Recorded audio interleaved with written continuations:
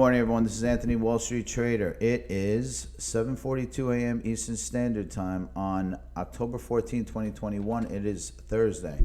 This isn't financial advice. It's educational. Click the subscribe and the bell to be notified when these videos come out.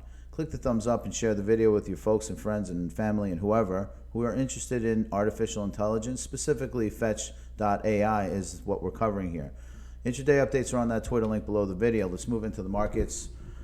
Currently, where are we? Well, we're actually starting to break through this line of support here, or once resistance. So we're literally a little over that 75-cent range. We have respected the 67-cent line of support as well.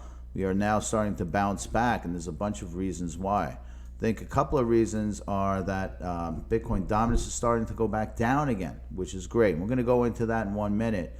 But right now, I think we're going to be sort of range bound, and we're going to have to flesh this out. I'm going to tweet out my specific thoughts, but I think this is a line of resistance here. We need to really bust through the 75-cent range for us to really feel like we are on that way up. So right now, as it looks, between 67 and 75, which if I took a line back here and moved it all the way over, you can see this is a formidable line of resistance and support. So therefore, it is a scrimmage line. So we need to bust through here. This looks a little hard to do, just given we got a double resistance area, double line of resistance. So we'll see what happens. But I have faith in Fetch. In the meantime, Fetch, Bitcoin. We're definitely hitting that floor of support as we had talked about yesterday, and we bouncy, dude, off of it. At least it wasn't a dippy do. So let's see where this thing goes. But right now, I think we have a solid, formidable line of support of 1225. No problems there. Now, Bitcoin, on the other hand, yesterday's video, we were talking about this downtrend here, this channel that would go down. And that's what was going on.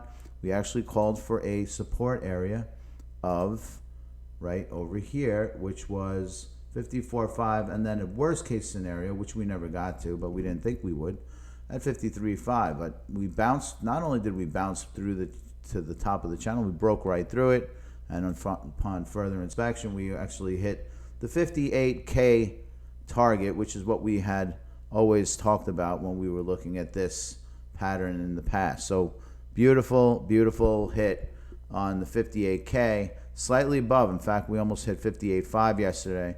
Now we are hitting resistance on this 58 line. As I mentioned, 58 is going to be a little bit of a challenge, and we will monitor this throughout the rest of the day. A breakout, which I think eventually we're going to break through 58 hard, because I know that, you know, my longer term view is 80,000 projected Bitcoin by the end of the year.